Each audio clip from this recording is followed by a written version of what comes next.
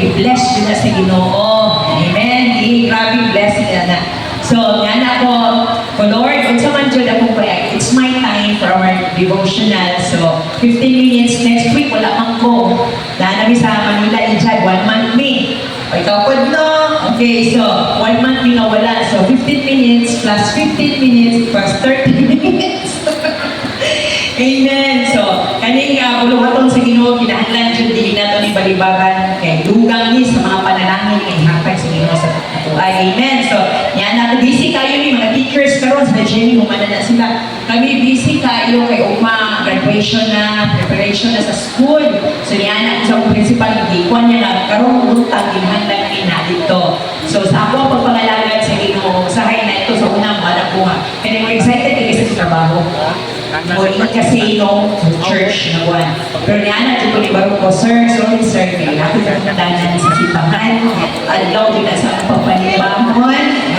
Adlaw na sa mga, sorry sir, pero wala ko na iman nga dito na isubig ko sa iya. Ato ko sir, buhato na ako mga buhato na bahala. Kung nalay isa magigilin sa eskwelahan, nang naka-assign sa ako ng buhaton para na kung sa kahimayaan sa Ginoo. Kaya hindi mapatay, ma-bless, ihapon na sila. Kaya nagpalibot sa ito. Itong itrabahuan na ito, ma-bless, isap sila sa itong kinabuhi. So sige, mag-ampot ta. Ginoo, dahil salamat kay Lord, kay kabuntagon. Salamat Ginoo sa inyong pag-prepare sa mga kasing-kasing.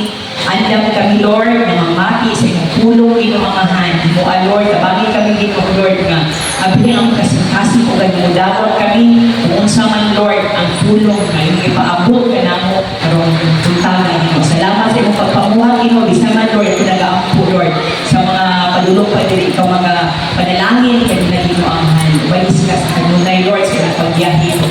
Salamat Lord, in Jesus name, Amen. So kani ikaw mag-devo no, number 1, ikaw mag-itulimuan sa Ginoo na Lord. Kung sa man yun sa daghan na nag-upgrade ako ko sa akong mga past nga kanang devotional, asa man dire Lord, asa man yun Lord, kung sa busy food ba, mana ko nga, asa man yun ko mo dahil Lord. Pero sa kuwang, pag-devo na ako ng kurang ako number 1, yung usahay mo, gawas yun ako pagka-kawahanon ba? Nga wala na anak ko, Lord, kinahanglan dyan ay nga. Na-dyan, importante dyan, just want to reading the word of God and prayer. And kung makasalayan ng prayer no, nagugutan ko ng schedule, mura dyan ang iyong espiritu, maguna na worship. Itong lawas, magkagilan pa, pero ito magpadala. Aluhod ka na dyan, hilat ya sa Ginoo. Amen. So, ako pinong-pino na siya makababag sa Panginoon. Bala na lang halang. Amen. So, ang word ni Lord na sa Ecclesiastes chapter 8, verse 2. So, this is a very short verse, pero ka naman po sa word ni Lord, hindi na pareha sa mga teachers na hindi lang sa competency, hindi lang kamutake, na i-across teaching, hindi na i-across teaching ang ibang subject, pero ginanglan, hindi ka mo gawas na. Pero matinala ka, ang word ni Lord, pagan dyan gamay kay ka verse, pero grabe kay ka pag-uling. Kasi cancer ba? Isa lang ka cells ang balaong anan na. So isa lang ang topic, pero daghan kay mapagan. So mawala ng tingin sa verse 12, verse 4. Word ni Lord is like a sword. Murali siya o ka ng espada, magududot Diyos sa tuwang unod hangtod sa mga kinauyutang bahin sa atong mga bubog. Muna yung nana. So, this is just a very short verse, pero daghan kayo ta o mga pagtulunan dapat nato nga imanan o mga itatabang sa Ginoo nga Lord, para ni sa amo at tabangin ni magkinabuhi na mo ni nauyon sa bubukod sa Ginoo. So sa Ecclesiastes chapter 8 verse 2 is tumana ang sugo sa hari ug ayawat ang imong kadasi tungod kay naghimo ka panaan ngadto sa Dios. Asa pananaan? Asa kay pananaan? Sa Dios. May grabe po ba yung manaad ang Ginoo sa tuwa? Manaad ang Ginoo nga dili mo pakyas. Amen. Walay gisaad ang sa Ginoo nga ipakyas ta. Ganyan, istoryahan ni Sister Marian, and ani daw, nag-apply daw siya sa ADAS, wala siya daw. Kung naman, i-prepare ulit Ginoo para sa imo. Wala yung nalagay sa ipapakyasan sa Ginoo. Just wait, magulat lang tao. It's gusto sa Ginoo para sa atwa. So, nag-inom din tumana ang subo. Ang pagtuman, kita mo na Kristohan, no? Daghan kayo tao dapat tuman. dumanan ka mga sugo. Daghan kayo ng sugo. Gihimo sa Ginoo nga para kanato mga inabuhi kita nga matinumanon diha sa Ginoo. So ayaw bad imo kadasig. Yun ka kadasig, dasig kay ka.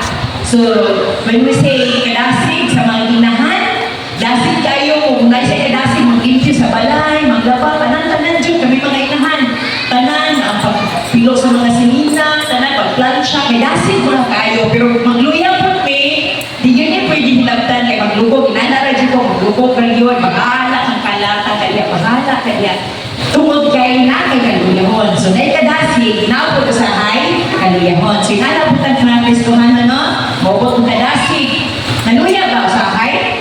Naan, kaluyahon ba sa hay? Kaya wala may Kristohan, siguro na ano? Pero, sa maging mo sa Ginoo. Okay, so, pinahanglan na, budot-dot lang ka. Okay, budot taman sa Ginoo. Ayaw niyo po dayan taon tayo ni nga, preventive na magluya sa itong pagpangalagan. So, dasit ka, dasit mo sa simbahan. Okay, dasit kayo ka maghimo sa mga buluhaton, sa pag-arrange mga bless kayo, sa Sister Love, dasit kayo nila preventive, no? Nandiyo mag-video, dasit kayo makabless yun ilang kinabuhi. Sa uwan pa nato ang mga kaubanan diri makabless yun ang inyong kinabuhi. Amen. So, tuwod, ang pagdasig dato, muli atong panaan diya sa Diyos. So, balita, tumana ang sugo sa hari. Kung sabtan na ang pata, dili sa kalibutan, when we talk about hari, so the king is, naay hari nga, ikaw hari, ikaw leader. Buta na itong leader. Ikaw powerful, he has the authority, he's famous, sikat. Okay, so rich, you have everything. You can do evil into good, pwede po good, pwede po himong evil. Ikaw, presidente, pwede na tanan. Mas may pag-usang-saon yung ang kaso na yan. Pag ikaw ang pwede na nimo siya, ikaw man ang hari, ikaw man ang masunod.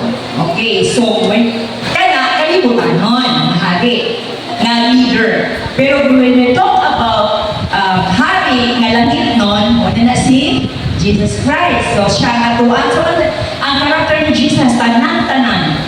Okay, he has everything. He owns the world. No? He owns tanan-tanan na naa sa ato. Walay ato. Amen. Wala dyo'y ato. Tanan na. Ikan sa Ginoo. So siya ang hari nga dapat nato sundon. Kung sa pagkahano, ang hari nga diri sa samtang naapat na diri sa world, it doesn't mean nga kanang one, daghan naman pwede yung himong hari nga ng leader as a husband. Okay, wife, submit to your husband. Di ba? It represents the kingship of the Lord. Amen? So wife, submit to your husband. Asahay man God, decision lang sa asawa mo. Ako lang yun. Ako ang masunod sa kuwan. Dili na maghilabot ang bana. Malugod man dayon. Pero kabalo mo, itik na sa Ginoo. Dapat akong tuha magka-buyon. Kita po mga bana, ito pa ako ang inyong mga asawa. Ayaw, palit ba sa ulo? Tapos ko yan naman, nag-uwisok ko. O, di ba, updated kayo talo? Ayaw, hindi ko pa ang inyong mga asawa. Mga asawa ko, submit. Wag sa bana. Amen. Ayaw, sige, pagulbol. O, kung sa'yo ka lang ipabuhay. Dili ito magbagol. Ana lang, pero salamat ko sa Ginoo, no? Kaya grabe yung tayo, pag naagod, pag ang inyong relasyon man nag-asawa na sa tunga ang Ginoo, patunga sa inyo ha, na-enjoy ko haton ang Ginoo, hindi nagkabawala na inyo ha, pag-ambok, ako na lang perminti, ako na lang madana, wala akong dyan na sa Ginoo, wala tinahanglan yun sa nag-asawa, nga na-adjod, which is sa pamilya, sentro dyan si Jesus sa ato ang pamilya. Amen. So, yung anak nagamhanan ng ato ang Diyos. Okay. O salita, literal po na pagkahari, sundo ng hari, pagsunod sa hari, even sa ato ang mga trabaho. Amen? Sa ato mga trabaho, gibutanan ka leaders na Ginoo. Okay, dapat nato sila nga sundon. Usahay God, labi nag-fight ka, kaya na kay prinsipyo ni Muha, pag-abot mo sa trabaho, di man, kay ano man, chuchu-chuchu na, di man, maskin pa ino nato, na mali ang iyahang kuan, tungod kay gibutan man siya sa Ginoo, we have to respect, we have to obey. So, hayaan nato na siya na ang managot para sa Ginoo. Amen. Kaya usahay, kanang sa kuha na din ni. Sir, tukol ba sa mga principal, naging mangkod, kaya dapat kung ani. Pero pag talikod na ako, anak, pinusod, tulor, pasayo ako. Maski pa, usaon, siya ang among principal, ikaw ang nagbukat, anak, dapat natin masunod. Diba? Remember King Saul? Si King Saul, pwede na niya as David, pwede na niya pagkin si King Saul.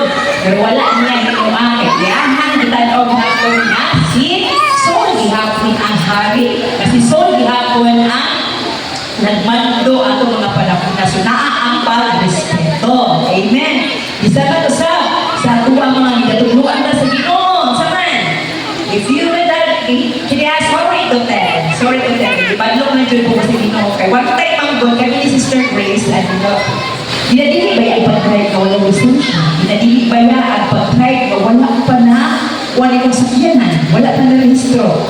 Nalala nila kung kasi kaya nag-devotional, di ba ginatuluan nila. Kung saan nagtawag mo ka, kung pakyas, ikaw, pitik-pitik, alabi na, mo-disconnect ka sa iyong mga kaubanan, dali na kayo kalamang sayawan, dali na kayo in short, to make the long story short, drive-ban, kung sa man, ilabag sa sumbo, ilabag sa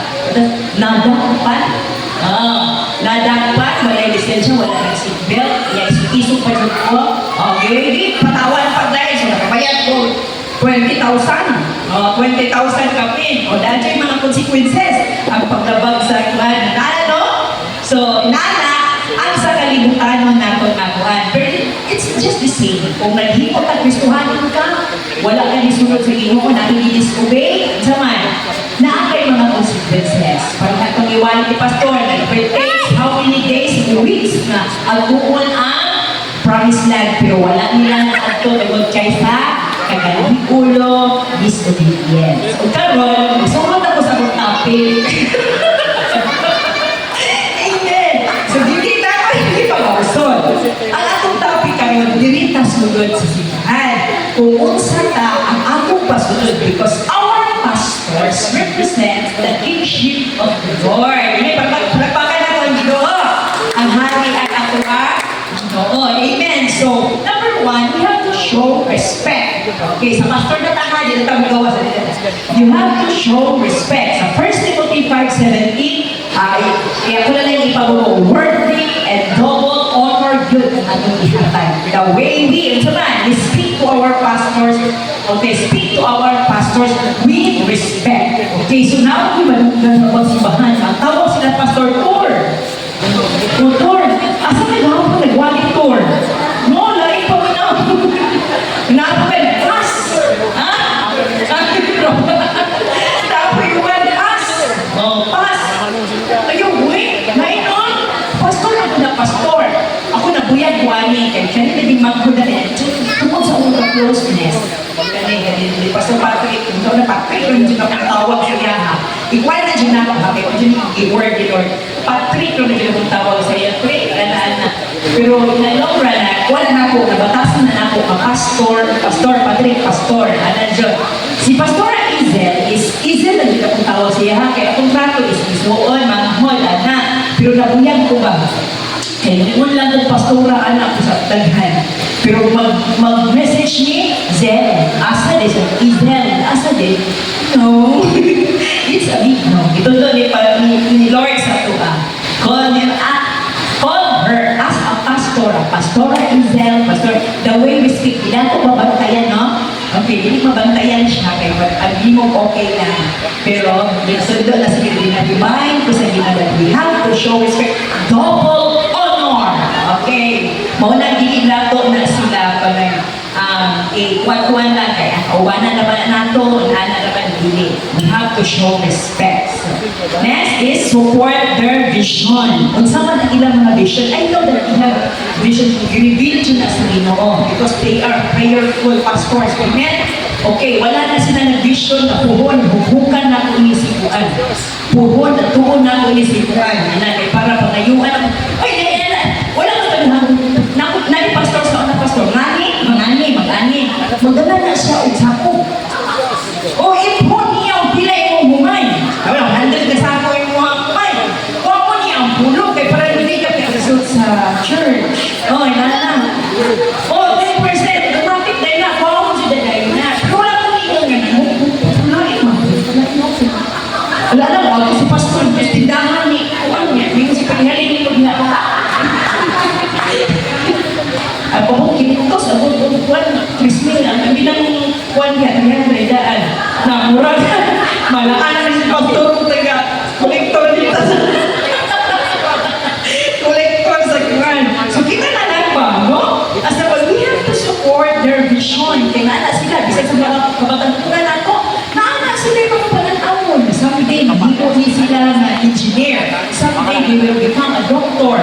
Someday, magkaangko ni sila o daghan kaayo ang pagtaman. Amen? So, i-support nato ang vision sa tuwang pastor. Then, number 3, we have to pray for them regularly. Amen? Wala, nasayot ko na wala isa ka-adlaw na hindi-mention siguro itong mga pangalan ni Pastor Pwede na yung daghana. Adlaw-adlaw dyan ang naguhot sa Ginoo na nag-ampo para sa tuwa. Lalo man sa panahon, di mo na nagkaluyan ka, kinsay bidasit sa mga pag-ampo, kinsay bukod sa mga pag-ampo, kinsay nanunghay ang mga tubod sa pag-ampo, kinsay naghubag ang mata sa pag-hilak sa Ginoo. Di ba mga Pastor?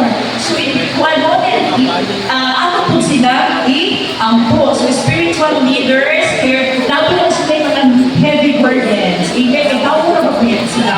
Na sila yung mga, wala sila yung mga trabaho, gusto ko pala, si Pastora Isel, wapo ka yung balay. So, Patrick, wapo ka kayo sa Kianan, BMW. So, BMW. Amen. So, daghan na kayo na sila. Pwede pa ito yung mga professional man sila. Pero wala. Ang saman, ang ato alang mahimo, this is the highest form of our of honoring them, ang ato ang mga pag-ampo. So, pirinti, dyan nato gano'n sa pag-ampo at mga pastors, may gano'n natin na sila iyan ng ipag-atubang na laban sa kinubuhi. Amen. And number 4, we have to bless them practically. Show appreciation. Amen. Lord, show appreciation. Sa dihan naman ay pastor's appreciation. Amen. So, mga kami siya nagitani. Sa una kayo, anak lang. Pero it's okay. Wala ka pag-iikon yun na mamukos. Show appreciation. Bisa sa mga gestures ng nato. Like giving, kaya sa size, din mo pastor. Giving them the best na para sa ilahan. Diba, no? And also, i-remind ko sa Ginoo that even sa mga pagkako na to, amen, bless kayo ko, so hindi mo kung isili mo ng special treatment. Wala dyan ko. Pero, in fact, that is true. Kaya you have to double honor. But why kayo ni Pastor Isel, because kahit pagkakin siya, nasita ko siya. Nabukot ko man. Pero maayo siguro, Jenny, na nag-imagine na sila, amen, Jud. Okay, hindi man sila magpatrato na they are special, they are, kita man ako na si Pastor Ganya, nulungkong representation nila, diba? Oh, nulungkong representation na. Bahala ko sa ko, talong na lang tao sa mabukat mo. Wala, di kayo pagkwadyasin mo mo. Pero, dapat di ay, you have to, bless them practically. Hindi naman nakikahanglan na kuhan. So, alala lang natin to. So, hindi na natin pagkakot sa Pastor Ganya. Amen. Okay, so showing the love that we have given sa Ginoo. Amen. And number 5 is submit to their God-given authority. Kanin. Okay, submit to them. What is God's given authority? Ang naman sila dire, wala man ikon na magpasakot ta na karang lang ka dito. Kung pwede sila ingon, ayaw na mong trabaho, kaya dire lang mo sa mga wala man. Pero, ang doon, ay mga wali si Pastor.